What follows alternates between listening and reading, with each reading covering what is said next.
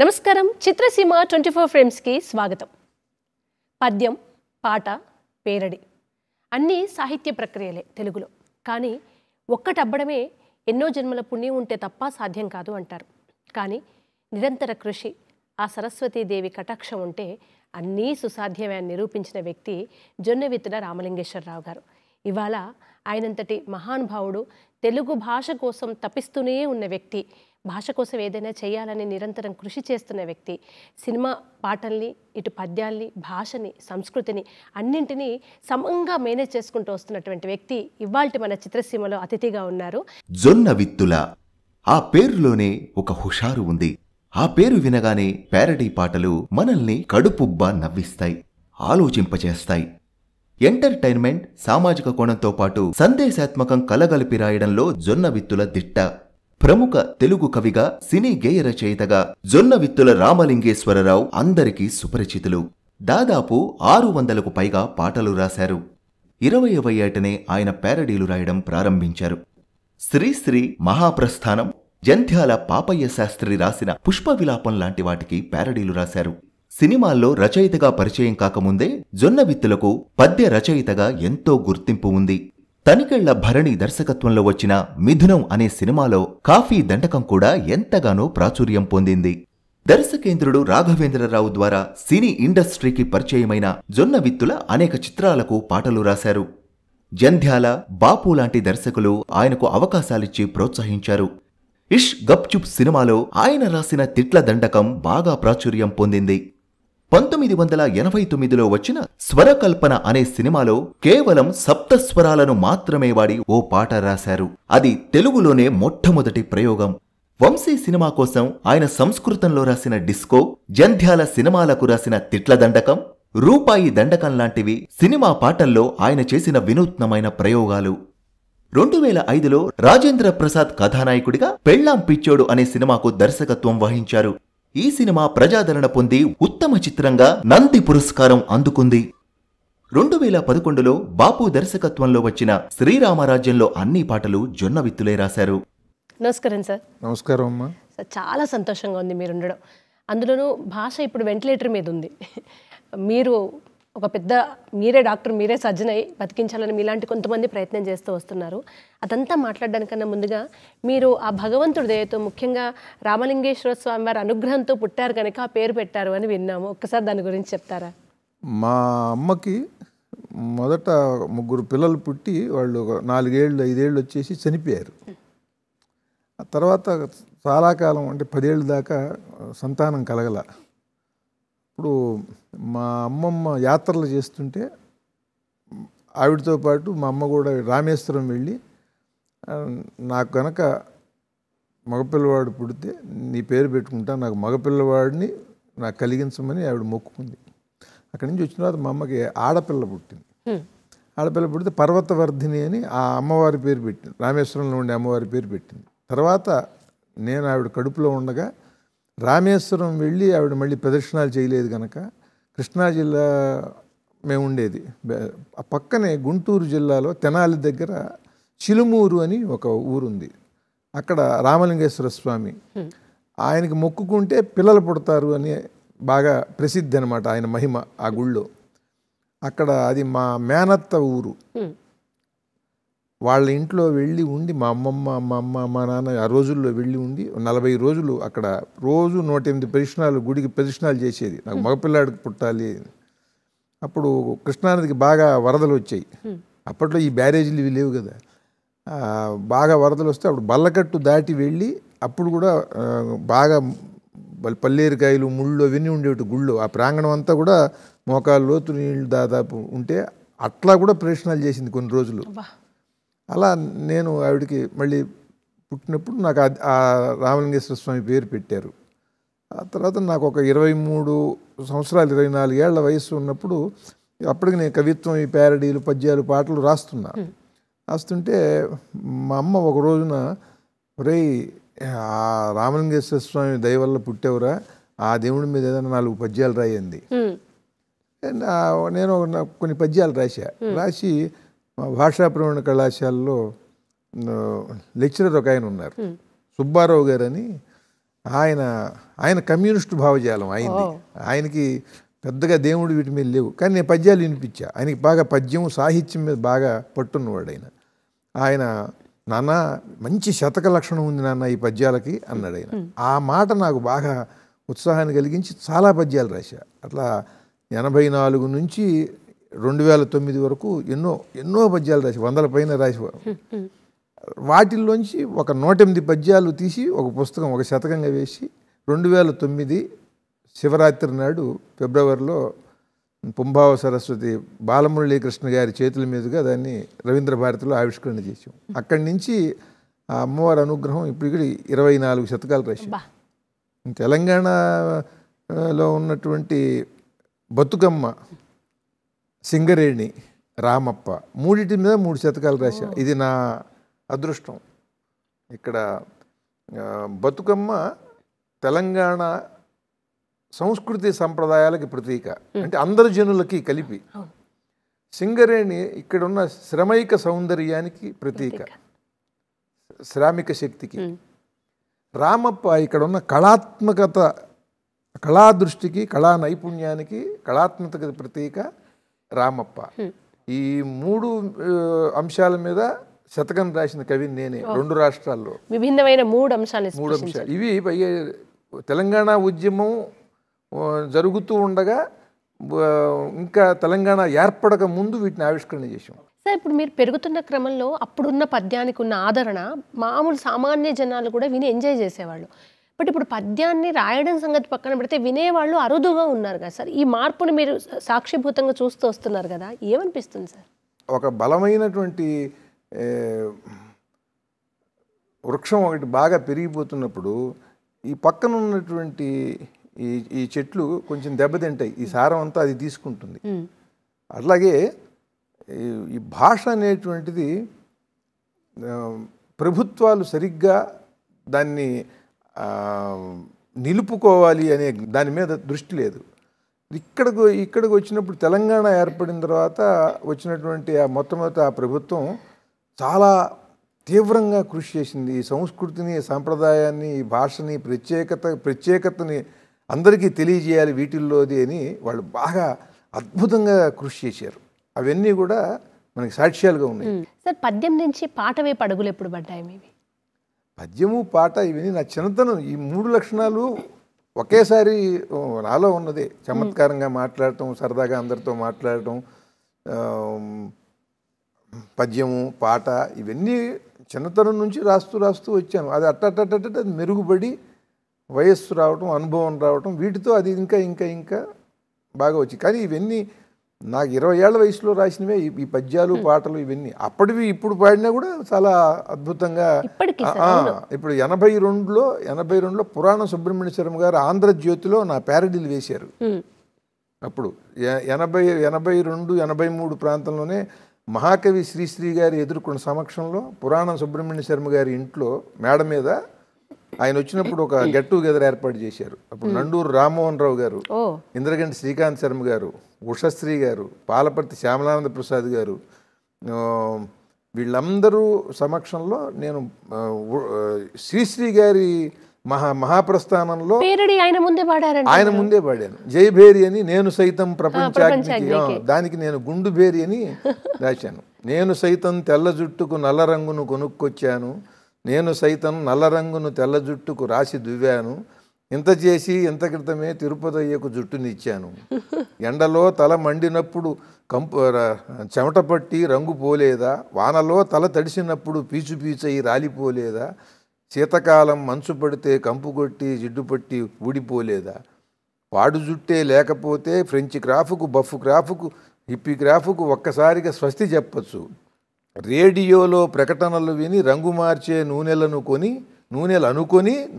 కొని డబ్బులన్నీ వృధా చేయక దాచుకోవచ్చు, ముఖం వెలవెలపోయినా సరే, ముద్దుగుమ్మలు నవ్వినా సరే, ఇదే నాకొక సంతసాన్నిక అందజేస్తుంది, నేటి నుండి గుండుతో నేనుండిపోతా, మలయమారుత తరంగాలే మెల్లమెల్లగా చల్లచల్లగా గుండుపైబడి హాయినిస్తాయి, బోడివైతే హాయిగలదని ఎల్లజనులకు చాటి చెబుతాను, గుండులో పసందు గలదని గుండు ఫ్యాషన్ సృష్టి చేస్తాను, సందు సందున గుండు బాబులు తిరుగుతుంటే సంతసిస్తాను అని రాశాను. సినిమాలో పాటలు ఎంతో మంది రాశారు. అది పక్కన పెడితే తిట్ల పురాణం కూడా హిట్ అవ్వచ్చు, అంత అచ్చమైన తిట్లు, ఇన్ని తిట్లు ఇట్లా తిట్టొచ్చు అనేది ఒకటి. సప్త స్వరాలని కేవలం అవి మాత్రమే వాడి ఒక పాటను సృష్టించడం, ఇవన్నీ అనితర సాధ్యం సార్. అంటే ఇట్లా ఒకటి చేయొచ్చా అని ఆలోచన, ఫస్ట్ చేయడం చేయకపోవడం కాదు, ఒక ఆలోచనే ఆశ్చర్యంగా ఉంటుంది కదా. ఎందుకు అనిపించింది మీకు తిట్లను ఇన్ని తిట్లు కొత్తగా పెట్టాలనేది మీ ఆలోచన, లేకుంటే దర్శకుల ఆలోచన? అంటే తిట్టదండకం రాయటంలో ఎవరు తిట్టినా సరే, ఎవడెవరిని తిట్టినా సరే, ఆ తిట్టు తప్పు చేసిన వాడికి కాకుండా వాళ్ళ ఇంట్లో ఉన్న ఆడవాళ్ళకి తగులుతున్నాయి తిట్లన్నీ. అన్ని భాషల్లో కూడా తిట్లు అట్టా ఉంటాయి. అంటే స్త్రీని అవమానించటమే అసలు ప్రధానమైనటువంటి అవమానం ఏ మగాడికైనా కూడా. వాడికి వేరే అవమానం లేదు. చూడు ఏ భాషలో అన్నా చూడమ్మా, తిట్ల బారి నుండి ఆడవాళ్ళని రక్షించాలని తప్పు చేసిన వాడికి ఆ తిట్టేదో తగలాలని చెప్పి నేను రాశాను. అందుకని ఆ తిట్లన్నీ కూడా దాదాపుగా 99% కూడా వాడినే ఉంటాయి. కుత్తె కాబొచ్చే కొవ్వెక్కినాలుచ్చే పగిలేను నీ పుచ్చే తీరేను నాకచ్చే నీ చేతికే వచ్చు ఈ బొచ్చే నీకచ్చిగా, ఇట్లా పెద్ద ఇడియట్టువి సద్ది పెసరట్టువి పిచ్చి టేస్టున్న శాడిస్టువి ఉచ్చ నీచాలు లేనట్టి రాస్కేలువి తేలువి, ఇట్లా ఉంటాయి. అన్ని వాడి మీదే ఉంటాయి.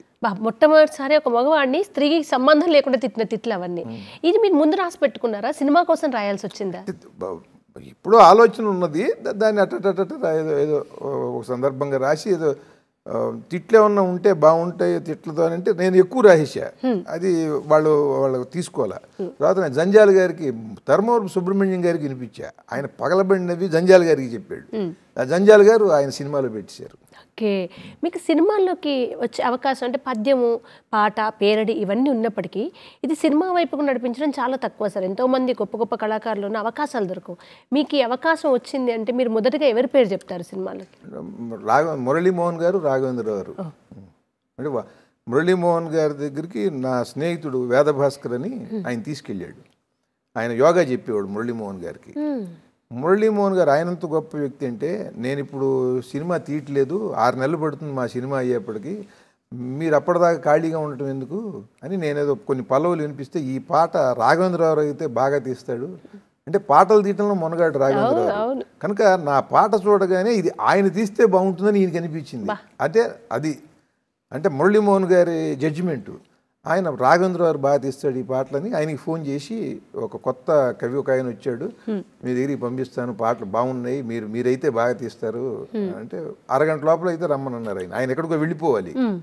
సరే ఆయన అడ్రస్ అది చెప్పారు. ఈయన వీళ్ళ ఇంటి దగ్గర నుంచి నేను ఆటోలో వెళ్తే నన్ను లోపలికి పిలిచారు. అక్కడ అక్కినేని వెంకట్ గారును దేవి వరప్రసాద్ గారని ఉండేవారు. ఒక ముగరాజు తీశారు, ముగరాజు మంచి దొంగ ప్రొడ్యూసర్. ఆయన, అక్కినేని వెంకట్ గారు కూర్చుని ఉన్నారు, మాట్లాడుతున్నారు. రాఘవేంద్రరావు ఉన్నారు. అప్పుడు నన్ను కూడా కూర్చోమన్నారు. వెళ్తే చెప్పమన్నారు ఏమన్నా కవిత్వం అంటే చెప్పా. అట్లా అవి చెబితే ఆయన ఆ తర్వాత ఇంటికి కారు పంపించి నాకు ఆయన భారతంలో అర్జునుడు అనే సినిమాకి మొత్తం 6 పాటలు నా చేత రాయించారు. అది ఆయన గొప్పతనం. ఎందుకంటే ఆయన ఒక్క పాట రాయించినా రాఘవేంద్రరావు అవకాశం ఇచ్చినట్టే ఉండేది నాకు. కానీ మొత్తం పాటలన్నీ కూడా వేటూరు గారి ప్రభంజనం బాగా నడుస్తున్నటువంటి సమయం. ఆయన మీదే ఈయనకేం కోపం లేదు. ఆయన అంటే చాలా గొప్ప అభిమానం. వాళ్ళకి సూపర్ డూపర్ హిట్లు వాళ్ళిద్దరు కాంబినేషన్లో. అయినా సరే వేటూరు గారికి ఇవ్వకుండా నాకు ఆయన అవకాశం ఉంటుంది. మరి ఆయన గొప్పతనం అది నా అదృష్టం. మీరు వచ్చిన టైం అంతా వేటూరి గారు, సీతారామ శాస్త్రి గారు వచ్చిన 10 నెలలకి నేను వచ్చాను. నా తర్వాత 2 నెలలకి వెన్నెల గంటి, మూడో నెలలోనే భువనచంద్ర. మామూలు ఉధృతి కాదు సార్. అప్పుడు నిలబడ్డవారే ఇక నిలబడ్డట్టు. అట్లా వచ్చి 600 పైచలకు పాటలు సార్ ఆల్మోస్ట్ మీరు రాశారు. సుమారుగా 600 పైన రాసి. ఈ సినిమా మీకు సినిమా కవిగా సంతృప్తి అనిపించేదా, వ్యక్తిగతంగా పద్యాలు, పేరడీలు? ఎందుకంటే మీకు అందరికీ సినిమా రచయితగా పేరు వచ్చింది, కానీ మీకు ఈక్వల్గా పేరడి పాటలకు జునవిత్తుల గారంటే పేరడి పాటలు అనే 2 పేర్లు వచ్చాయి కదా. ఎక్కువ సంతృప్తి ఏది ఇచ్చేది, ఎక్కువ సమయం దేని మీద కేటాయించేవారు మీరు? విష్ణుమూర్తి చేతిలో చక్రం ఉంటుంది, శంఖం ఉంటుంది, పువ్వు ఒకటి ఉంటుంది. పువ్వు పట్టుకుని ఉంటాడు, ఏముండదు కదా, ఒక తామర పువ్వు పట్టుకుని ఉంటాడు, గద పట్టుకుని ఉంటాడు. ఏది బాగుంటుందని అంటే దేని ప్రయోజనం కోసం అది పట్టుకున్నాడు ఆయన. అంతే కదా. అమ్మవారి చేతుల్లో కూడా 10 చేతుల్లో 10 రకాల ఆయుధాలు ఉంటాయి. ఒక చర్నాకోలు కూడా ఉంటుంది, కొరడా ఉంటుంది, కష అంటే కొరడా అన్నమాట, అంకుశం ఉంటుంది, మరి చక్రం ఉంటుంది, శంఖం ఉంటుంది, మరి అభయహస్తం ఉంటుంది. మరి ఇన్ని రకాల ఆయుధాలు, వీటిలో మీకు ఏది బాగా ఇష్టం, దేంతో మీరు బాగా యుద్ధం చేస్తారు అని అంటే ఏం చెబుతారు ఎవరన్నా? అన్నీ దేని అవసరం ఉన్నప్పుడు దాన్ని ప్రయోగించిస్తుంది అమ్మవారు, అంతే కదా. మనం కూడా మనకు ఉండేటువంటి శక్తి సామర్థ్యాలని దేనికి సంబంధించింది వచ్చినప్పుడు దానికి ప్రయోగించి. నాకు ప్యారడీలో చాలా సంతృప్తి ఉంది. ప్యారడీలో నేను చేసిన ప్రక్రియలు, ప్యారడీల్లో నేను చేసిన ప్రయోగాలు అవి చాలా గొప్పవి. నా ముందు ఎంతోమంది చేశారు మహానుభావులు, కానీ నా వ్యవహారం వేరు. అంటే ఒక్కొక్కడికి ఒక ప్రత్యేకత ఉంటుంది. నా ప్రత్యేకత సుస్పష్టంగా కనిపిస్తుంది. ఎవరి ప్రత్యేకత వాడిదే ఈ ప్రపంచంలో. ప్యారడీల్లో నా ప్రత్యేకత సుస్పష్టం. అలాగే పద్యంలో కూడా నా పద్యంలో ఉండే డ్రమటైజేషన్ కానీ, నా పద్యంలో ఉండే పదప్రయోగాలు కానీ ఇవి ప్రత్యేకం. ఆ ప్రత్యేకం సుస్పష్టంగా కనిపిస్తుంది. నా పాటల్లో కూడా అంతే. దాని మంచి చెడు స్పష్టంగా కనిపిస్తుంది అందరికీ. సార్, నాకు సందేహం, ఇప్పుడు ఎంతోమంది పాట విని ఇప్పుడు కాలేజీ పిల్లలు కూడా ఊరికే సరదాగా 4 లైన్లని చేస్తారు. అది పేరడీ అని వాళ్ళకి తెలియదు, కానీ దాన్ని తీసుకొచ్చి దీన్ని తీసుకొచ్చి కలిపేసి ఆ సిచ్యువేషన్కి తగ్గట్టుగా మారుస్తారు. అట్లా మీరు ఏ టైంలో ఇది పేరడీ అని మీకు అర్థమైంది? ఏ టైంలో మీరు అసలు పేరడీ వైపు వచ్చారు? నాకు ఒక 1979 ప్రాంతంలో జీవీఎస్ మూర్తి అని ఆయన జర్నలిస్ట్. అప్పుడు ఆయన నాకన్నా 4 ఏళ్ళు పెద్దవాడు. ఆయన నాలో ఉండే ఈ ప్యారడీ లక్షణాన్ని గమనించి చాలా ఆయన నన్ను బాగా ఉత్సాహపరిచాడు. ఇది మంచి ప్యారడీ అండి, ఇది మంచి, నేను మాట్లాడుతుంటే ఇది మంచి ప్యారడీ, ఇది మంచి ప్యారడీ అంటుండేవాడు. అలా నేను, మీరు రాయండి అని శ్రీరమణ గారి ప్యారడీల పుస్తకం కూడా అది నాకు ఇచ్చాడు నాకు ఆయన. అట్లా శ్రీరమణ గారి పట్ల కూడా నాకు బాగా అభిమానం. మిథునం రచయిత ఆయన. అలా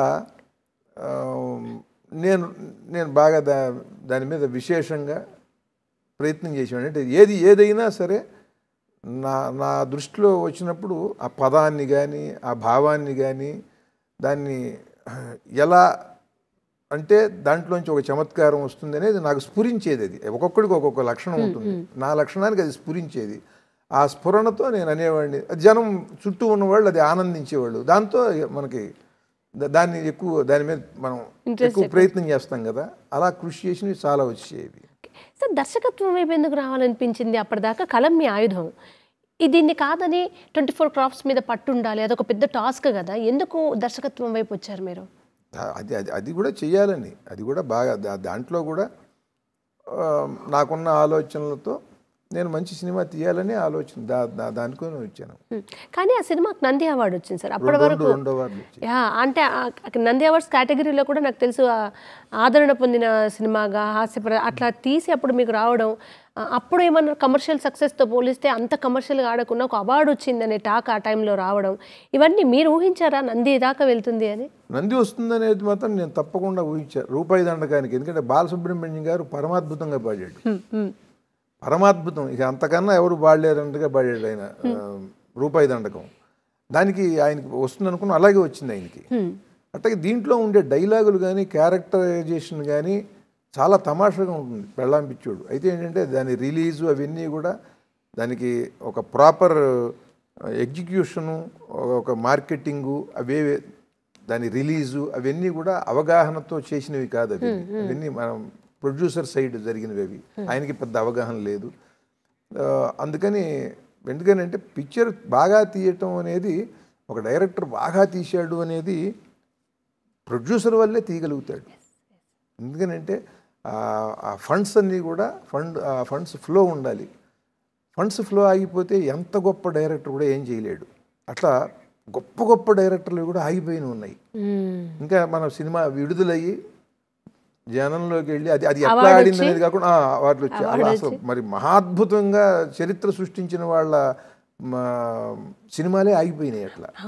కనుక ఇది కూడా ఒక అదృష్టం. సార్, మీరు రాసిన అనేక పాటల గురించి, దర్శకత్వం వైపు ఆ తర్వాత అంతే తీవ్రంగా ఎందుకు రాలేదనే దాని గురించి మీ నుంచి సమాధానాలు తెలుసుకుంటాం. కానీ అంతకన్నా ముందుగా చిత్రసీమ 24 ఫ్రేమ్స్లో ఒక విరామం తీసుకుందాం.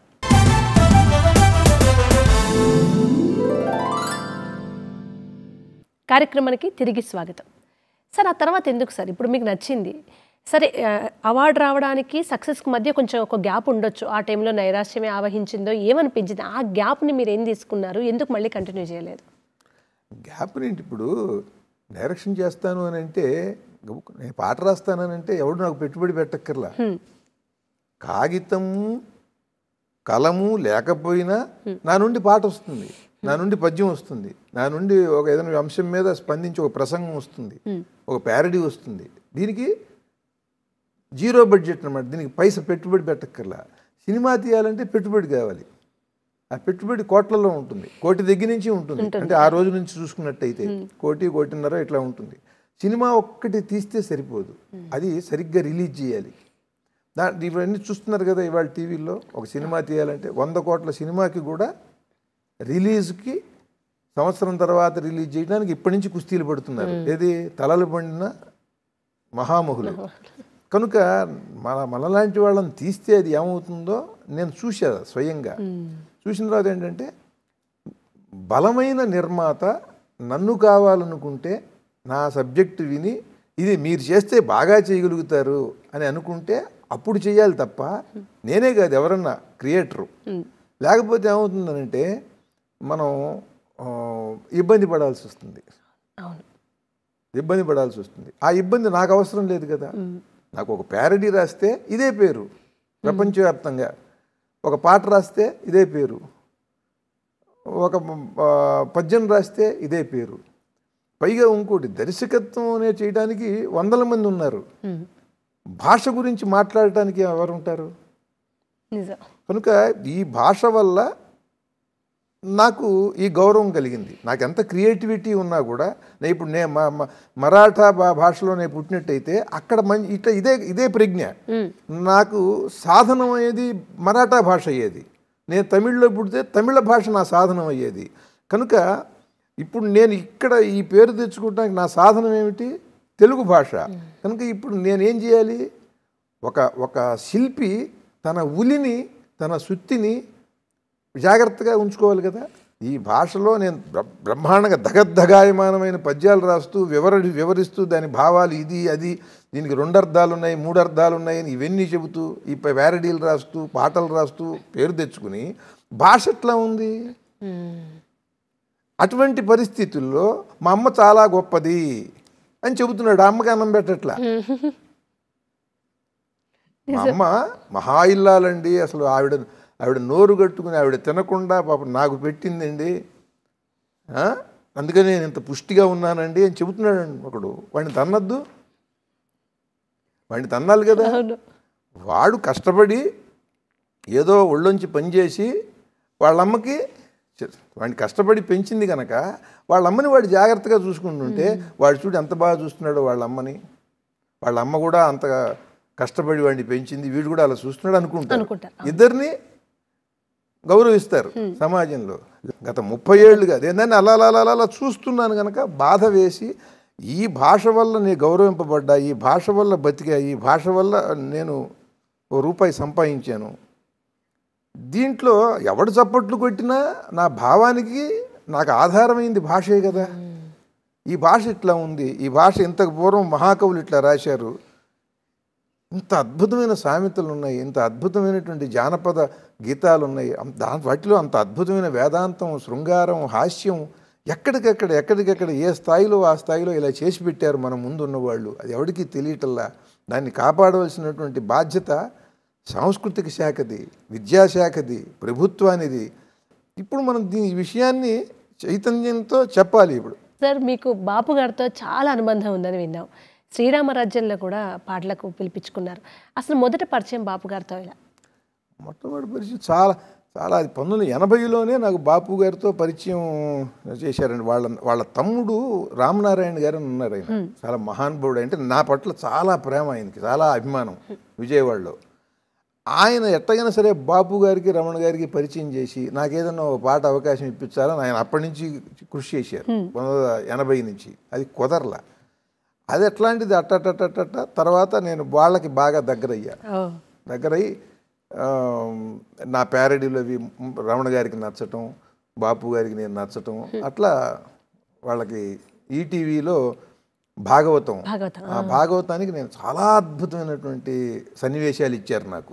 వాటికి నేను మంచి అద్భుతమైన సన్నివేశం ఇచ్చినప్పుడు మనం మహాద్భుతం చేసే అవకాశం ఉంటుంది. అంటే మన వంతు మనం కూడా అట్లా చాలా అద్భుతమైన పాటలు రాశాను నేను. దాంట్లో ఆ పద్యాలు రాశాను. అలా బాపు గారికి రమణ గారికి నా పట్ల ఒక అభిమానం కలిగింది. అలా తర్వాత వాళ్ళు సుందరకాండ, ఓ వాలు జడ ఓ పూల జడ, రాధా కళ్యాణ్, రాధాగోపాలం ఈ సినిమాల్లో వాళ్ళు అవకాశం ఇవ్వటం, ఆ తర్వాత శ్రీరామరాజ్యం పాటలు ఇవ్వటం, ఇవన్నీ అలా అలా కుదిరే. అట్లా సార్ నేను వాలుజడ పాట గురించి ప్రత్యేకంగా అడగాలని పెట్టుకున్నా నేను. ఇప్పుడు అంటే జడలు కొంతమందికి ఉన్నాయి, కొంతమందికి లేవు, కానీ మీకు ఫస్ట్ అయిన సన్నివేశం ఇచ్చినప్పుడు ఎంత టైం తీసుకొని రాశారు? మీకు అందులో ఇన్స్పిరేషన్ అనిపించింది ఏంటి ఆ పాటలో, మిమ్మల్ని డ్రైవ్ చేసింది ఆ వైపుగా? జడ గురించి రాయడానికి ఇన్స్పిరేషన్ జడే. జడేనా జడున్న అమ్మాయా? జడున్న అమ్మాయే. ఏమని చెప్పారు బాబు గారు ఈ సన్నివేశం గురించి? జడ గురించి సాహిత్యం ఉన్నది. నేను చూసినటువంటి కోణం మనకి 10 రకాలుగా తెలిస్తే అలా కాకుండా చేయాలనుకుంటావుగా. లేనిది ఏదైనా కొత్తగా ఏదైనా మనం కూడా ఏదైనా కొత్త భావం ఆలోచించి చెప్పాలి అని ఆ సన్నివేశం వాడు ఆ జడని వర్ణిస్తూ ఒక పాట కావాలి అని అంటే నేను రాసింది. మీరు ఎన్నో పద్యాలు రాశారు కదా, మాకు మీ గొంతులో ఒక్క పద్యం ఈ చిత్రసీమ ద్వారా వినాలని ఉంది. సరిగమ్మ పదని అని 7 అక్షరాలతోనే పాట రాశానని తెలుసు కదా. అవును తెలుసు. పద్యాలు కూడా రాశాను. ఆ పద్యాలు నేను రాసిన శ్రీరామలింగేశ్వర శతకంలో 2 పద్యాలు ఉంటాయి. ఆ 2 పద్యం, ఒకటి శార్దూలం, ఒకటి మత్తేభం. దానికి సప్తస్వర శార్దూలం, సప్తస్వర మత్తేభం అని పెట్టా. మన తెలుగు సాహిత్య చరిత్రలో 2009లో ఈ పుస్తకం ఆవిష్కరణ అయింది. అప్పటి వరకు ఎక్కడ కావ్యాల్లో కానీ శతకాల్లో కానీ ఎక్కడైనా ఒక శార్దూలం కానీ ఒక మత్తేభం కానీ సరిగమ పదనే అనే అక్షరాలతో సప్తస్వరాల పదాలతో ఎక్కడా లేవు. అది ఆ పద్యం ఒకటి చెప్తా. ససారి రిరిగా గమామ పదని సాదారి నీ మానిగా పసగా మామగమారిగా సరిగగా పాపారిగా దాస దాస సమాధానిగా దామధారిగా సమాసారి నీదారి మారి సదాని పదమాని సాగదరిదా శ్రీరామలింగేశ్వర. అంటే ఇది విన్న తర్వాతే ఆ పాట రాయాలని ఎవరైనా అడిగారా సార్ మిమ్మల్ని? లేదు, అది 1988లో రాసింది. ఓకే, అది అంతకుముందు రాసింది అది. ఆ తర్వాత నేను వంశీ గారికి చెప్పాను. అది చెబితే ఆయన, మీరు ఇక్కడికి రాకమునుపు, సినిమా ఫీల్డ్కి రాకమునుపు ఏం రాశారో మంచివి చెప్పండి నాకంటే, అప్పుడు ఆ సంస్కృత డిస్కో, ఈ సరిగమ పదని చెప్పాను. సంస్కృత డిస్కో ముందు పెట్టుకున్నారు. తర్వాత మళ్ళీ ఇది దాన్ని డ్యూయెట్ చేయమన్నారు. అప్పుడు నేను ప్రేమికుడు రాసినట్టుగా రాశాను, అది డ్యూయెట్గా రాయమన్నారు. అప్పుడు డ్యూయెట్గా మలచి మళ్ళీ వేరే రాశాను. అది ఇప్పుడు ఇది ఇవన్నీ తర్వాత ఒక డ్యూయెట్టే రాశాను కదా. అట్లా పరమేశ్వరుణ్ణి అర్చిస్తూ మా అమ్మ అడిగింది రాశాము, ఇప్పటికి శతకం అయింది, ఇన్ని పద్యాలు రాశాను కదా, ఆ సప్తస్వర పదాలతో కూడా పరమేశ్వరుణ్ణి అర్చించాలి అని చెప్పి మొదలుపెట్టి అలా రాశాను. ఓకే, ఇప్పుడు మీరు అప్పటి నుంచి పద్యాలు రాస్తారు, అప్పటి భాష. ఇప్పుడు సినిమా మొత్తం చూస్తే సార్ 30 సంవత్సరాల్లో సినిమా పాట స్టైల్ కూడా మారింది. ఇంగ్లీష్ అంటున్నారు, ఇప్పుడు కొంచెం తెలుగు కొంచెం ఇంగ్లీష్ కలిపి రాస్తున్న సినిమా పాటలు వచ్చాయి. బట్ మీరు తండేలు వరకు కూడా ఈ జర్నీ మొత్తం ఒక సక్సెస్ తోటే కంటిన్యూ చేస్తున్నారు. ఎట్లా అడాప్ట్ చేసుకుంటున్నారు? 30 ఏళ్ల క్రితం పాటకి ఇప్పుడు తెలుగు పాటని అంతే ఒడిసి ఎట్లా పట్టుకోగలుగుతున్నారు? తండేల్లో మొండేటి చందు గారు అంటే Devi Sri Prasad music director, uncle మీరే రాయాలి ఈ పాట అన్నాడు. నేను మద్రాసు వెళ్ళాను, కూర్చున్నాను. దేవిశ్రీ ప్రసాద్ నేను కూర్చుని రాశాను. తను చాలా మహామేధావి దేవిశ్రీ ప్రసాద్. మ్యూజిక్ ఎంత డెప్త్ ఉన్నదో సాహిత్యం అంత డెప్త్ ఉన్నది. ఒక అక్షరాన్ని బాగా తరచి చూస్తాడు, బాగా వివేకంతో. మంచి పెద్ద డైరెక్టర్, తలలు పండిన డైరెక్టర్లాగా చూస్తాడు. అలా మనం రాసినవి త్రిశూలం తిప్పి చూపి మంచి దారి నడపరా అంటే అంకుల్ అద్భుతం అంకుల్ అని. అట్లా అంకుల్ అంటంలో కూడా ఏంటంటే తను మొట్టమొదటి సినిమాకి నేనే మొత్తం పాటలు రాశాను, దేవి పాట. అలా అనమాట.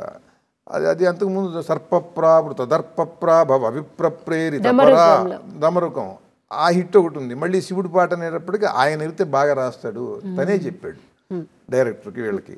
మరి వీళ్ళు కూడా నన్ను పిలిచారు, నేను వెళ్ళి కూర్చుని రాసి ఇచ్చాను. అది అలా కుదిరింది.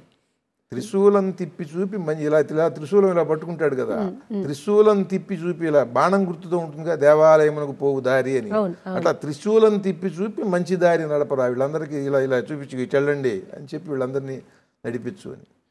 అలా ఒక మంచి ఆలోచన చెప్పినప్పుడు వివేకము బుద్ధి జ్ఞానం ఉన్న వాళ్ళు ఎదుర్కొండా ఉండి వాళ్ళ రసజ్ఞత వాళ్ళ వివేకంతో మన మంచి భావాన్ని వాళ్ళు కనుక స్పందించినట్టయితే మంచి సాహిత్యం బయటకు వస్తుంది. అది అందుకని 30 ఏళ్ళుగా కాదు 1,00,000 సంవత్సరాలు నేను బతికినా ఇట్లాంటి లక్షణాలు ఉన్న వాళ్ళు కనుక నాకు తగిలితే నేను అప్పుడు కూడా ఇట్లా ఇంత మంచి పాటలు రాసి ఇంకా ఇంకా ఇంకా రాను ఇంకా గొప్ప పాటలు రాసే అవకాశం ఉంటుంది. బుద్ధి జ్ఞానం రాసిన వాడికి కాదు, దర్శకుడికి ఉండాలి, ఆ యోగ్యత నిర్మాతకు ఉండాలి, మ్యూజిక్ డైరెక్టర్కి ఉండాలి. వాళ్ళ నలుగురిలోంచి వస్తుంది తప్ప ఒకటి ఏదన్నా బాగలేదనుకుంటే ఈ నలుగురు కూడా కారణం. ఇప్పుడు శ్రీశ్రీ అన్నాడు కదా, ప్రభువెక్కిన పల్లకి కాదు అది బోయిలెవరని. నేను దాన్ని అంటాను, కవి రాసిన గీతం కాదోయ్ రాయించిన దర్శకుడు ఎవరు అని. Correct sir. ఎందుకంటే ఒక్కో రచయిత ఒక్కొక్క దర్శకుడికి గొప్పగా ఎందుకు రాయగలుగుతాడంటే ఆ టేస్ట్ వాళ్ళతో కలిసిపోతుంది. ఇతని సంస్కారం వాళ్ళ సంస్కారం అలా బాగా కలిసిపోతుంది. కనుక మనం ఇంకోటి కలవకపోతే వాళ్ళతో కలవకపోతే మనకేమన్నా నష్టమా? మన సంస్కారం మనకు ఉందనేటువంటి దృఢమైన విశ్వాసం మనకు ఉండాలి. మనం అట్లాగే బతకాలి. అప్పుడు వాడికి రాస్తాం బాగా, లేకపోతే మనం బాగా రాసుకుంటాం. ఏంటంటే డమరుకం సినిమాలో సార్ ఇప్పుడు అది ఆ పదప్రయోగం ఇవి ఎక్కువగా వచ్చేటట్టు రాశారు కదా, ట్యూన్ విని అట్లా రాసారా? సపరేట్గా దేవిశ్రీ ప్రసాద్ నాకు ఏదైనా వెరైటీగా కావాలి, పదాలు కొంచెం కొత్తగా కావాలి, క్యాచీగా అట్లా అడిగారా? లేదు, దాని డైరెక్టర్ శ్రీనివాసరెడ్డి గారు ఆయన పిలిచి, చాలా సంస్కారవంతుడు శ్రీనివాసరెడ్డి గారు.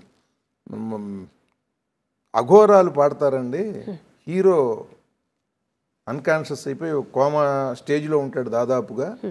అప్పుడు అతనికి చైతన్యం కలిగించమని పరమేశ్వరుడి దగ్గరికి తీసుకొచ్చి అతని శరీరాన్ని తీసుకొచ్చి ఆ కొనబూపిరితో ఉన్న అతని కోసం అఘోరాలు పాడతారు.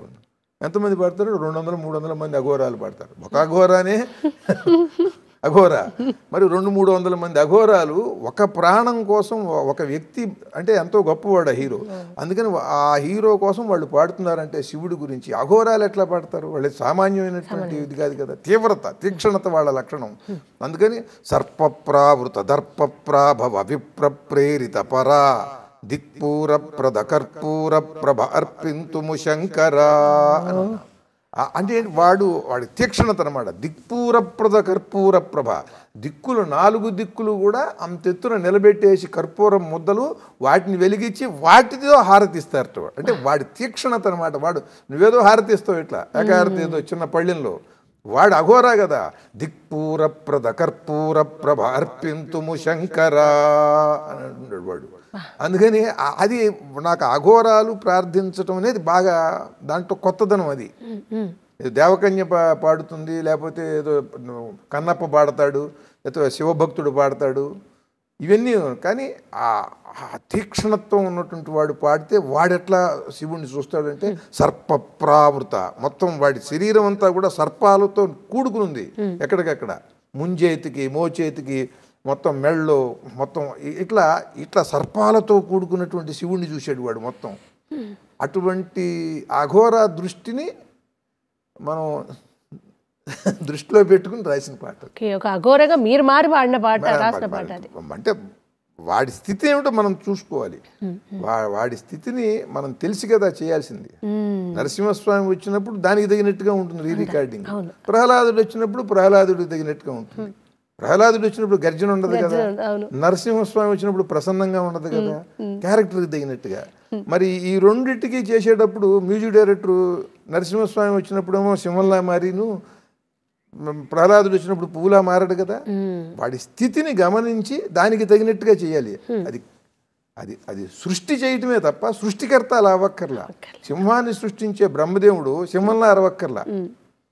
కోయిల్ని సృష్టించే బ్రహ్మదేవుడు కోయిల్ని సృష్టించినప్పుడు కువ్వు కువ్వు అంటూ కోయిల్ని చేయక్కర్లేదు కదా, కోయిల కువ్వు అంటుంది అనే లక్షణం దానికి పెట్టి వాడు సృష్టించాలి. అట్లాగే కవి కూడా అంతే, ఆ పాత్రని అవగాహన చేసుకుని చేయాలి. ఓకే, దేవుళ్ళు సినిమాకి కూడా రాశారు, అద్భుతమైన పాట అవి అందులో, నీ ప్రేమ కోరే చిన్నారులు. మీరు అంత బరువైన పదాలు రాయగలుగుతారు, చిన్నపిల్లలకు అర్థమయ్యేలాగా ఇంత అందమైన పదాలు రాయగలుగుతారు. ఈ రెండు కోణాలని తీసుకుంటున్న మీరు అన్నట్టుగా డైరెక్టర్స్కి ఫస్ట్ ర్యాంక్స్ చెప్పాలి మేమంతా. ఆ పాట గురించి, ఆ అనుభూతుల గురించి ఒకసారి. చాలా చాలా మంచి ఇవాళ నువ్వు పడగటం చాలా నాకు సంతోషంగా ఉంది. ఎందుకనంటే ఈ పాట ఈ సినిమా విడుదలైన తర్వాత నాకు పొద్దున్నే నా స్నేహితుడు, మా చాలా ఆత్మీయుడు, ఆయన ఫోన్ చేశాడు విశాఖపట్నం నుంచి. ఫోన్ చేసి పొద్దున్నే ఒక 8:30-9 చేసి, రాత్రి సెకండ్ షోకి దేవుళ్ళ సినిమాకి వెళ్ళామండి, మీ ప్రేమ కోరే చిన్నారులం, మీ ఒడిని ఆడే చందమామలం, గోరుముద్ద ఎరుగని బాలకృష్ణులం, బాధపైకి చెప్పలేని బాలయేసులం, ఆలోచించండి ఓ అమ్మా నాన్న, ఏం చెప్పగలం మీకు ఇంతకన్నా అని. మా పాప 2.5-3 ఏళ్ల పిల్ల, 2.5-3 ఏళ్ళు కూడా కాదు, అప్పుడు ఆ పిల్ల 1.5-2 ఏళ్ల పిల్ల. ఆ అమ్మాయిని వీళ్ళ వదిన గారి ఇంట్లో వదిలేశారు విజయనగరంలో. అంటే ఈవిడ అక్కయ్య గారు అనమాట, మా ఫ్రెండ్ వాళ్ళ ఆవిడ ఉంది కదా, వాళ్ళ అక్కయ్య గారు పిల్లలు లేరు, లేకపోతే సరే ఆవిడ పెంచుతుంది కదా అని చెప్పి దత్తత ఏమి ఇవ్వాల, ఉన్నే పెంచుతుంది, వాళ్ళ ఇంట్లో వదిలేశారు. ఒక 6 నెలల మట్టే మరి 2 నెలల మట్టే ఉన్నది. వీళ్ళు ఈ పాట వినేటప్పటికి తల్లికి ఆ పిల్ల మీద మమకారం కలిగి, నా పిల్ల కూడా ఇలాగే బాధపడుతుంది కదా, ఆలోచించండి ఓ అమ్మా నాన్న, ఏం చెప్పగలం మీకు ఇంతకన్నా అని, మా అమ్మాయి కూడా ఇలా అనుకుంటుంది కదా అని చెప్పి వెక్కి వెక్కి ఏడుస్తూ రాత్రంతా నిద్రపోలేదుట. ఆవిడని ఓదారుస్తూ ఈయన నిద్రపోలా. వీళ్ళు పొద్దున్నే 5ంటికి లేచి కారు వేసుకుని వెళ్ళిపోయి విజయనగరం వెళ్ళి ఆ పిల్లని తీసుకొచ్చారు. ఆ పిల్లని మేము లేదు మా ఇంట్లోనే ఉంచేసుకుంటాం మేము అని, నువ్వు కావాలంటే నువ్వు వచ్చేసి ఇక్కడ ఉండు, దీనికోసం కావాలంటే ఈ పిల్ల కోసం అని చెప్పి వాళ్ళ అక్కయ్యకి చెప్పేసి తీసుకొచ్చారు. ఈ విషయం నాకు వాళ్ళు ఆనందంగా ఏదో సాధించినట్టుగా, దీనికి కారణం జొన్నవిత్తుల గారి పాట అని నాకు బాగా ఆత్మీయుడు, ఆయన నాకు ఫోన్ చేసి చెప్పాడు, చాలా సంతోషం అండి అన్న. ఒక పాట, ఒక అక్షరం మనిషిలో ఒక చలనాన్ని, మార్పుని తీసుకొచ్చిందంటే అంతకన్నా ఇంకా కావాల్సింది. నాకు ఆ తల్లి పడే బాధ అది ఏమిటనేది నాకు అర్థమైంది. నేను తెల్లవార్లు వెక్కి వెక్కి ఏడుస్తూనే ఉన్నానండి. మా అమ్మాయిని మా ఇంటికి తెచ్చేసుకున్నాం, విజయనగరం వెళ్ళిపోయి గంటే కదా విశాఖపట్నం నుంచి. అందులో అప్పుడు బాగా ట్రాఫిక్ అది కూడా ఉండదు కదా అప్పట్లో, 25 ఏళ్ల కిందట వెళ్ళేసి తెచ్చేసుకున్నారు. నాకు 9ంటికి ఫోన్ చేశారు. ఇదొకటి అయితే, జీరస్వామి వారి దగ్గరికి వెళ్ళాను ఒక రోజున. నేను మన గంగాధర శాస్త్రి గారు ఉన్నారు, భగవద్గీత, ఆయన కూడా ఉన్నారు. అప్పుడు వస్తే అక్కడ ఒక 30-40 మంది విద్యార్థులు ఉన్నారు. ఆ విద్యార్థులు అంధ విద్యార్థులు. వాళ్ళకి జీరస్వామి వారు స్వయంగా ఇంగ్లీష్ చెబుతున్నారు వాళ్ళకి. ఆయనంత మహానుభావుడు అంటే, ఆయన ఎవరినైనా నీలాంటి వాళ్ళని పిలిచి, లేకపోతే ఇంగ్లీష్ ప్రొఫెసర్ని పిలిచి కాస్త మా పిల్లలకి ఇంగ్లీష్ చెప్పండి అని అంటే ఎంతమంది వస్తారు? మాకు అంతకన్నా ఇంకేముంది స్వామి, మీరు చెప్పారు వస్తామని చెప్పి పరమానందంగా చెప్తారు వాళ్ళు. కానీ ఆయనే ఇంగ్లీష్ టీచర్ అయి వాళ్ళకి ఇంగ్లీష్ చెప్తారు. ఆయన రోజు 1 గంట. ఆ సమయంలో ఆయన అక్కడ ఉన్నారంటే అక్కడికి వెళ్ళాం. ఈ గంగాధర శాస్త్రి గారు కూడా వచ్చాడు. వస్తే అక్కడ స్వామివారు వాళ్ళకి ఆ లెసన్ అది చెప్పి మేము నమస్కారాలు చేసాం. చెప్తే ఇప్పుడు మన దగ్గరికి 2 వచ్చారు అని చెప్పి ఆయన పేరు చెప్పి నా పేరు చెప్పి, శ్రీమాన్ జొన్నవిత్తుల రామలింగేశ్వర గారు వచ్చారు, ఆయన మీకు తెలుసా అని అంటే అన్నారు వీళ్ళందరు పిల్లలు, ఆ 30-40 మంది. అంటే మీకు ఆయన పాటలు రాస్తారు మీకు తెలుసా అంటే అన్నారు వీళ్ళందరూ. ఏంటి ఆయన పాటలు తెలుసా మీకు? సరే మీకేమన్నా ఒక పాట చెప్పండి అని అంటే, మీ ప్రేమ కోరే చిన్నారులమని ముక్తకంఠంతో ఈ 30-40 మంది పాడారు. అసలు నాకు హృదయం ద్రవించిపోయి కళ్ళమ్మ నీళ్ళు వచ్చాయి. అలా అసలు ఏంటి అసలు ఇది, ఈ పాట సినిమాకి ఏదో పాట రాయటం ఏమిటి? మనం ఆలోచించండి ఓ అమ్మా నాన్న, ఏం చెప్పగలం మీకు ఎంతకన్నా అని వాళ్ళ హృదయంతో ఆలోచిస్తే ఆ పాట వాళ్ళ బాధని వ్యక్తం చేయడానికి అటువంటి భావము అటువంటి మాట కన్నా ఇంకేమున్నాయి? మీ ప్రేమ కోరే చిన్నారులం, మీ ఒడిని ఆడే చందమామలం, అది బాధ పైకి చెప్పలేని బాలయేసులం, ఆలోచించండి ఓ అమ్మా నాన్న, ఏం చెప్పగలం మీకు ఇంతకన్నా అని వాళ్ళకి అంతకన్నా ఆ పాట వాళ్ళకి ఆయుధం అయిపోయింది. ఆ పాట వాళ్ళ హృదయంలో ఉండే భావాలకి అది ఒక ఆలంబనం అయింది. అది వాళ్ళు పాడితే అసలు నాకు కవిగా పుట్టించినందుకు భగవంతుడు ఎంత గొప్ప పాట సార్థకత అనిపించింది. కోటి రామకృష్ణ గారికి చెప్పాను ఆ విషయం, ఆయన కూడా చాలా సంతోషించారు. అంటే నువ్వు ఎందుకు అడిగావో ఈ పాటని, ఈ పాటకి ఇవాళ దానికి అంత లంకిపడింది. మీ పాటల గురించి, వాటి వెనుక సన్నివేశాల గురించి, అనుభూతుల గురించి మరిన్ని మీ నుంచి తెలుసుకుంటాం. అంతకన్నా ముందుగా చిత్రసీమ 24 ఫ్రేమ్స్లో మరో చిన్న విరామం తీసుకుందాం.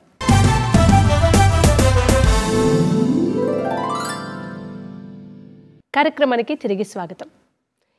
ఇక ఇదే దేవుళ్ళ సినిమాలో కాణిపాక వినాయకుడి మీద పాటలు రాయడం, అవకాశం రావడం ఒకటైతే, వ్యక్తిగతంగా భగవంతుడి మనం రాసుకుందాలని అనుకుంటాం. కానీ సినిమా పాటల్లోనే దేవుడి పాటలు రాయడం, అది కూడా ప్రసిద్ధి చెందిన క్షేత్రాల గురించి రాయడం అనేది చాలా అరుదుగా దక్కే అదృష్టం సార్. అలా మీరు కాణిపాక వినాయకుడి మీద అచ్చంగా బాలసుబ్రహ్మణ్యం గారిని చూస్తుంటే ఆయన వచ్చి కూర్చున్నట్టుగా ఉంటుంది కదా, ఆ పాట అనుభవాలు ఏవైనా మాతో? ఏది వినాయకుడి మీద అది కథ తెలుసు నాకు. ఆ వినాయకుడే వచ్చి పూజారిగా ఉండి పిల్లల ముడుపు అక్కడ కాణిపాకంలో వినాయకుడికి ఇచ్చి మీరు ఇక్కడి నుంచి ఫలానా చోటికి వెళ్ళండి నేను చెబుతాడు. దాన్ని బాలసుబ్రహ్మణ్యం గారే వేషం వేస్తున్నారు అని చెప్పారు కోటి రామకృష్ణ గారు. అది అట్లా రాశాను. అది ఆ కాణిపాకం వినాయకుడి అనుగ్రహం ఈ జన్మకి అలా ఒక ముద్ర వేసాడు ఆయన. సహజంగా శంకు చక్రాలు వేయించుకుంటారు కదా సహజంగా గురువు గారి దగ్గరికి వెళ్ళి. అంటే సహజంగా అంటే ఒక్కొక్క కల్ట్లో ఎవరైనా వాళ్ళకి ఏవో కొన్ని ఉంటాయి ముద్రలు. అవి నాకు నా పాటలు నాకు ముద్రలేసి నా పాట నేను వినాయకుడి గురించి పాట రాస్తే వినాయకుడు ఒక ముద్ర వేసాడు నాకు. అయ్యప్ప దేవాయ నమః అంటే అయ్యప్ప ఒక ముద్ర వేసాడు. మంజునాథ సినిమాలో పాట కాదు శ్రీ మంజునాథ్ అదొక ముద్ర. ఈ సర్పప్రావృత దర్ప శివ శివశంకర హర హర శంకర గాని అట్లాగే నరసింహస్వామి ముద్ర ఉంది. శ్రీకర శుభకర ప్రణవ స్వరూప లక్ష్మీ నరసింహ, ఇది యాదగిరి గుట్ట. అంటే మహాకనక దుర్గా విజయ కనక దుర్గా పరాశక్తి లలిత సువాన శివానంద చరిత, ఇలా ఇవి మొన్న అదే అదృష్టం తండేల్లో కూడా నమో నమ శివాయ అని ఉన్న తమ్ముడిలో కూడా ఒక పాట రాశాను. జై బగళాముఖి జై శివనాయకి. బగళాముఖి సాంగ్ సార్, మీరు ఇటు దక్షిణాచారం అటు వామాచారంలో దశమహావిద్యలు కూడా మీ కళ స్పృశిస్తోంది. అంటే అమ్మవారి లక్షణం రాశారు. ఆ అమ్మవారి గురించి అక్కడ వాళ్ళు పగడాలమ్మ జాతర జరుగుతూ ఉంటుందని చెప్పాడు ఆయన డైరెక్టర్ వేణు శ్రీరామ్. ఆయన చాలా మంచి సంస్కారవంతుడు. అది పగడాలమ్మ అని అంటే పగడం అని అంటే విద్రుమ రూపిణి, విద్రుమం. జై బగళాముఖి జై శివనాయకి జై వనరూపిణి, వనంలో ఉంటుంది కదా, అందుకని అలా రాశాను. చాలా బాగా వచ్చింది పాట. అది అలా ఎక్కడికెక్కడ మనకి తెలియకుండానే మన మీద మన ముద్ర పడుతుంటాయి. అవి ఏదో పూర్వజన్మ సంస్కారం. అది అంటే కడుపులో ఉన్నప్పుడు అమ్మగారు చేసిన చిన్నపాటి తపస్సే కదా సార్. అది నేను నమ్ముతా. మా అమ్మ పూజలే ఆ పూజా ఫలం. ఎందుకనంటే ఇప్పుడు ఎవరో వెళ్ళి పూలు పళ్ళు అవన్నీ ఇచ్చేసి ఇంకా పూజ జరుగుతుంది కదా అని అలా వెళ్ళిపోతారు. వెళ్ళిన తర్వాత పూజారులు ఏం చేస్తారు, పూజ అయిన తర్వాత ఏమండి ఇక్కడ ఈ అరటి పళ్ళు మామిడి పళ్ళు ఇవి ఇచ్చారు, ఇక్కడ ఎవరండి ఇవి అని అంటే మా అమ్మేనండి, నేను వెళ్ళి ప్రసాదం తీసుకున్నా. ఇచ్చింది పూజ చేసిందంతా మా అమ్మ, ప్రసాదం నాకు అందింది. అండ్ యమలీల యమగోళ ఈ రెండు సినిమాల్లో కూడా అవకాశాలు, రెండు సేమ్ పేరుతో దాదాపు సేమ్ స్టోరీస్తో రెండిటికి పాటలు రాయడం, ఇది ఎలా జరిగింది? ఎట్లా జరుగుతుంది ఎవరికి తెలుస్తుందమ్మా. అది వాళ్ళు పిలిచేంత వరకు మనకి తెలియదు. పిలిచిన తర్వాత ఏం పాట రాయమంటారో తెలియదు. అందులో మీరు ఎట్లా రాశారంటారు. జింతాత్తా చిత్తా జగదానందకారక రాసి జింతాత్తా చిత్తా ఎట్లా రాశారని అంటే నేనేం చేయను. వెళ్ళేంత వరకు నాకైనా బాలసుబ్రహ్మణ్యం గారికైనా పాడే ఆయనకైనా రాసేవాడికైనా ఏ పాట రాస్తాడో పిలిచి ఏ సన్నివేశం చెబుతారో మనకేం తెలుసు. ఆ సన్నివేశంకి నేను రాయను అని అంటే మరి కుదురుతుంది. అసలు రాయను అనే మాట రాకపోవచ్చు మీ నుంచి కదా, ఎందుకంటే ఇంత సాహిత్యం మీద పట్టున్న వ్యక్తులు కొందరు అంటారు సార్ ఇది మా జానర్ కాదు సార్ మేము రాయలేము సార్ అని, కొంతమంది కొన్ని రాయగలిగే వాళ్ళు అంటారు. కానీ మీరు అన్ని రాయగలుగుతారు కనుక అసలు నో ఛాన్సే లేదు. అంటే ఇప్పుడు నాకు అంటే చిత్రమైనటువంటి సన్నివేశాలు వస్తే నేను దాన్ని గమనిస్తా. కొన్ని పాటలు చాలా ఛాలెంజ్గా ఉంటాయి. కొన్ని అంటే నా కవిని కనుక నేను చెబుతున్నాను, గాయకుడికి ఇది ఉంటుంది, నటుడికి నటుడిది ఉంటుంది. ఆ ఛాలెంజ్ అది. నా దగ్గరికి వచ్చి ఒక ట్యూన్ ఇచ్చాడు, హసిత్ గోలి డైరెక్టర్ పేరు, స్వాగ్ సినిమా అండ్ మీరే రాయాలండి. చాలా సంస్కారవంతుడు, మంచి యువదర్శకుడు, మంచి యోగ్యుడు. మీరే రాయాలండి పాట. సిచ్యువేషన్ ఏంటంటే ఇప్పుడు పురుషులుగా ఉండి స్త్రీగా అయిపోవాలని ఆపరేషన్ చేయించుకుంటారు కదా, అట్లాంటి క్యారెక్టర్ అనమాట. వాడిని అమ్మాయిలాగా ఉండటం, గాజులు వేసుకోవటం ఇవన్నీ చేస్తుంటే ఇంట్లో తిడుతుంటారు, చుట్టూ ఉన్న వాళ్ళు కూడా చులకనగా చూస్తారు. కానీ వాడు తెగించి నా మనస్సుకి తగినట్టుగా నేను ఉంటానని ఆపరేషన్ చేయించుకుని అమ్మాయి అయిపోతాడు. అమ్మాయి అయిపోతే అందరూ రకరకాలుగా మాట్లాడుతుంటే వెళ్ళి ఎవడికి చెప్పుకుంటాడు, ఎవడు అర్థం చేసుకుంటాడు? మామూలుగా భూమి మీద మనుషులు ఎవరు కూడా అర్థం చేసుకుని ఓదార్చలేరు. పరమేశ్వరుడి దగ్గరికి వెళ్తాడు. బాగుంది సిచ్యువేషన్, నాకు అది బాగా నచ్చింది. ఎందుకంటే ఇది లింగ మార్పిడి శస్త్రచికిత్స. అక్కడ లింగమూర్తి దగ్గర వీడు బాగా మొరబెట్టుకుంటాడు. అక్కడ నాకు పాట కావాలండి అన్నాడు. సరే ట్యూన్ ఇచ్చారు నాకు, నేను రాశా. నాకు చాలా బాగా ఇష్టమైన పాట అది అట్లాంటి పాట ఇంతకుముందు లేదు, నేనే రాశా. నాకు చాలా అది రాసినందుకు మాత్రం నాకు సంతోషం. లింగమూర్తి శరణం శంభో ఊరడించరా హృదయం, నీ దయరాయి జననం దేహం బూది చెయ్యరా భేదం, మాతృరూప స్త్రీలింగ పితృరూప పుంలింగ సృష్టిరూప శ్రీలింగ సర్వరూప గోలింగ సర్వలింగ వర వేగర హర హర లింగమూర్తి శరణం శంభో ఊరడించరా హృదయం, నీ దయరాయి జననం. స్త్రీయా పురుషుడా, అయితే స్త్రీ లక్షణాలు ఎక్కువ ఉండే పురుషుడా, అవన్నీ తర్వాత ముందు అసలు మానవ జన్మే నీ దయ అంటున్నాడు. ఆ క్యారెక్టర్ అంత గొప్పది. ఒక మానవుడిగా జంతువుగా పుట్టకుండా బుద్ధి జ్ఞానం ఇచ్చి చేసావు. ఏవో ఒక ఆర్గాన్లో ఏదో ఒక లోపం ఉంటే ఉండొచ్చు, అది ఎత్తగా ఉండొచ్చు, కానీ నీ దయరాయి జననం అన్నాడు ఆ క్యారెక్టర్. బూది చెయ్యరా భేదం. ఈ భేదాలన్నీ చూస్తున్నారు. అసలు జ్ఞానం చూడు, నాలో ఉండే జ్ఞానం, నాలో ఉండే కరుణ, నాలో ఉండే మంచితనం, ఇవి చూడకుండా దీన్ని ఈ శారీరక స్థితితో చూస్తున్నారు. దీన్ని భస్మం చేయరా అని వాడిని వేడుకుంటున్నాడని రాశారు. అని కంటితడి కాశీ గంగ చేసినానురా. కంటితడి అంటే ఈ కనుపాపనే అఖండ జ్యోతిలింగమూర్తిగా. కంటితడి కాశీగంగ చేసినారు. కాశీ అంటే కంటితడి. ఈ కంటి నుంచి ఎప్పుడు కూడా చాలా పల్సని నీటి పొర అలా జాలువారుతూ ఉంటుంది పైనుంచి. ఈ మాలిన్యాలన్నీ అదే తుడిచేస్తూ ఉంటుంది. అది ఆ కంటి తడిని కాశీగంగ చేశాను అంటే స్వచ్ఛమైంది అది. అక్కడ దాన్ని మరి కాశీగంగ చేసినప్పుడు కాశీగంగతో శివుణ్ణి అభిషేకించినట్టు ఉండాలి కదా. ఈ కనుపాపనే అఖండ జ్యోతిలింగమూర్తి చేశా. ఈ జ్యోతి లేకపోతే ప్రపంచం కనిపించదు కదా. కనుక ఆ నల్లని గుడ్డు అది లింగం, శివలింగం. ఈ కనుపాపనే అఖండ జ్యోతిలింగమూర్తిగా కంటితడి కాశీగంగ చేసినానురా అని రాశా. దీనికి అసలు ఏది సాటి అవుతుంది దీనికి?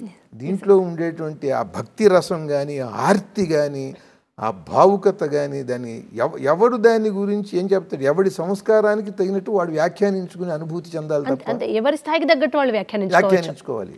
కనుక ఇది చాలా గొప్ప పాట అని నా ఉద్దేశం. ఇది మరి మనం రాసాం అంతే. ఎవరికి తెలుసుంటే తెలుసు, తెలియదు.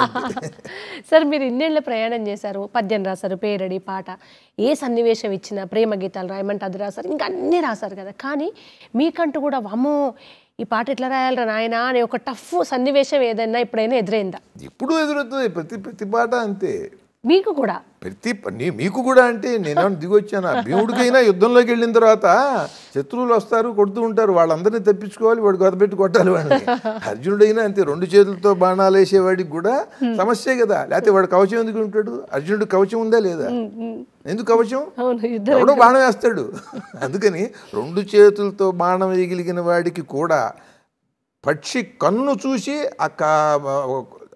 చెట్ల గుబురులో ఉన్న పక్షి కన్నుకి ఎక్కుపెట్టి కొట్టగలిగిన వాడికి కూడా కవచం అవసరం. అంటే వాడికి కూడా భయం ఉంది, ఎట్నుంచో బాణం వచ్చి తగులుతుంది అని. కనుక భయం అంటే ఏంటి? గాయం కాకూడదని. గాయం అయితే ఎక్కువ యుద్ధం చేయలేడు.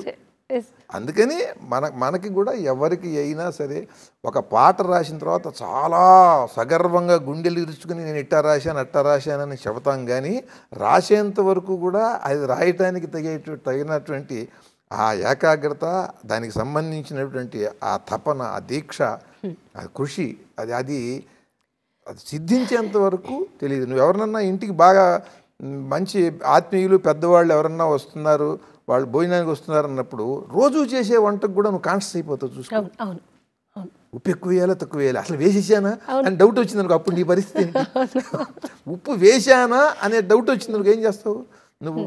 ఎంత పెద్దవాళ్ళు ఇంట్లోకి వస్తున్నా సరే నువ్వు కూడా శబరిలాగా ముందు రుచి వస్తావు. వేసానా వేయలేదా నీకు తెలియాలి. ఈ హడావిళ్ళు అంటే నీకు తెలియదా? నీకు తెలియదా? అది ఎవరు రాలేదనుకో ఉప్పునే వేస్తావు, అట్లా నీ ఇష్టం వచ్చినట్టు చేస్తావు, అదే బాగా వస్తుంది. అలాగే చేస్తున్నామనంటే మనకు ఒక ఛాలెంజ్గా ఒక సన్నివేశం వచ్చినప్పుడు ఆ పాట రాస్తున్నామనంటే దానికి తగినట్టుగా సర్వేంద్రియాలతో ఒక ఏకాగ్రతతో ఒక యోగ సాధన. ఇది కవితాయోగ తపస్సు. ఇది యోగం, ఇదే తపస్సు, ఇదే సర్కస్. అంటే సర్కస్ మాత్రం యోగం కాదా? ఆ తాడు మీద ఎట్లా వెళ్తాడు, ఎలా చేస్తాడు? మామూలుగా హీరోయిన్ సర్కస్లో ఈ తాడు మీద నుంచి ఇలా వెళ్తారు, అలా వెళ్తారు, వస్తారు, అయిపోతుంది, చప్పట్లు కొడతారు. కానీ బఫూన్ ఇటు పడుతూ వాడు పడకుండా ఎప్పటికప్పుడు పడిపోతున్నట్టుగా అనిపిస్తూ వంగి మళ్ళీ తాడు మీద నిలబడతాడు. వాళ్ళకన్నా వీడి బాగా నైపుణ్యం ఉన్నవాడు.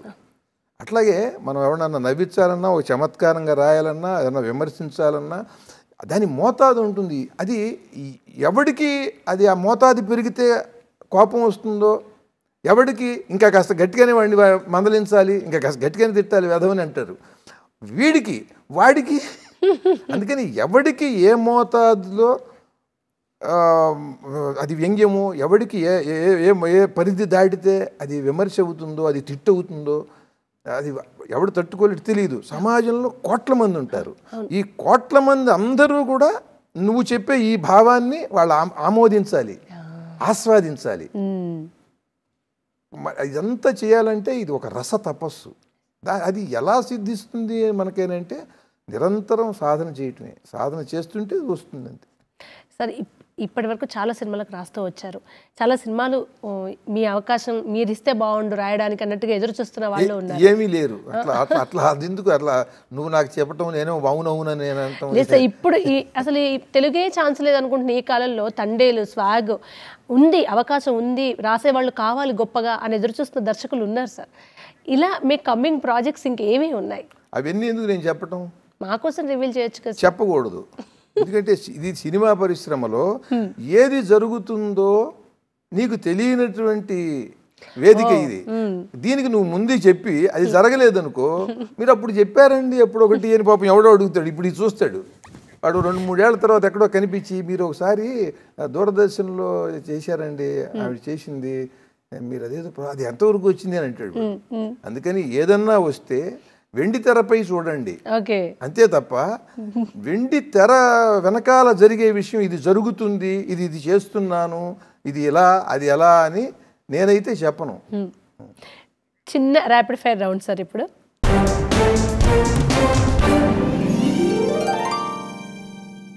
సార్ ఇందులో చాయిస్ లేదు. ఇప్పటిదాకా నువ్వు ర్యాపిడ్ ఫైరే చేసింది, చేయలేదు సార్. మళ్ళీ ఇంకా దీనికి డబల్ అనమాట. ఇప్పుడు దీంట్లో చాయిసే లేదు సార్, జస్ట్ 1 వర్డ్లో చెప్పాలి.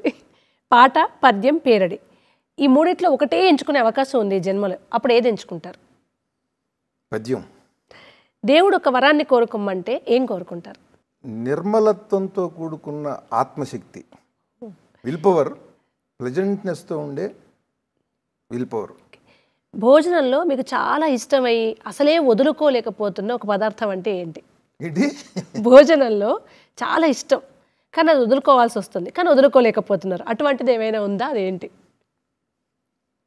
వదులుకోలే, నేను శుభ్రంగా అన్ని తింటాను, అదేం లేదు. జీవితంలో నెరవేరని కోరిక ఉంది అంటే అది ఏంటి? నేను నియమబద్ధంగా 4 గంటలకల్లా లేచి ఇలా యోగా చేసుకోవాలి, ఇలా చేసుకోవాలి, ఇలా ఇలా ఇలా ఇలా అని ఏదో ఒక ప్రణాళిక ఉంటుంది నాకు.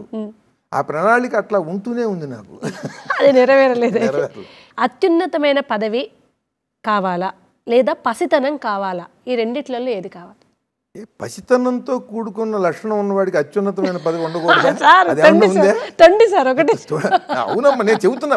పసితనం ఇప్పుడు అంటే మూర్ఖత్వం కావాలా, నిర్మలత్వం కావాలా, లేదా పసితనం కావాలా, పండు ముసలితనం కావాలా అట్లా అడిగితే లౌకికంగా రెండు బాగుంటాయి, అట్లాంటివే ఇవ్వాలి మేము. మీరు నిజమే. ఇప్పుడు పసితనంతో ఉన్నవాడికి పదవి పెద్దవాడు అవుతాడు కదా, ఉన్నతమైన పదవికి వెళ్ళకూడదా వీడు? లేకపోతే పసితనం మంచి పసి లక్షణం ఉన్నవాడు మంచి ఉన్నత పదవికి వెళ్ళకూడదా? ఓకే, మీతో ఈ గంట సమయం ఇంకెన్ని గంటలైనా మాట్లాడవచ్చు, అంత అద్భుతమైన వ్యక్తి మీరు. బట్ మాకు గంట సమయం ఉంది కనుక మీరు ఇక్కడ దాకా దూరదర్శన్ దాకా రావడం మా ప్రేక్షకులందరి తరపున కూడా thank you so much sir. చూసారు కదండి, ఇది ఇవాల్టి చిత్రసీమ 24 ఫ్రేమ్స్. మరొక ఎపిసోడ్లో మరొక అతిథితో మళ్ళీ కలుస్తాను. అంతవరకు సెలవు మరి, నమస్కారం.